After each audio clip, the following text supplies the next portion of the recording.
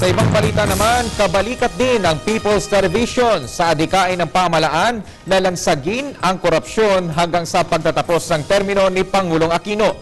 Ito ay sa pamamagitan ng pagtataguyod ng isang exhibit na bubuksan sa Mandaluyong City. Si George Bandolan nag-uulat.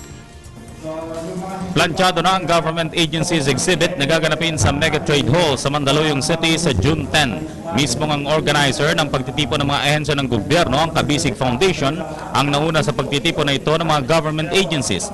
Sabi ni Chairman Daniel Guillen ng Kabisig, isang private organization, may pagyayabang ang ginagawa ng mga iba't ibang ahensya ng gobyerno sa exhibit na ito at masalungat ang maling paniniwala ng marami na puro korupsyon ang umiiral sa mga ito. Naniniwala din anya ang Kabisig na sa pagtatapos ng termino ng Pangulong Aquino, malinis ng gobyerno sa korupsyon. With the president that we have, I'm sure by 2016, kalahati o mabawasan man lang ng kalahati yung mga anomalya sa gobyerno. Kung mawala na sana ay ating dasal yun.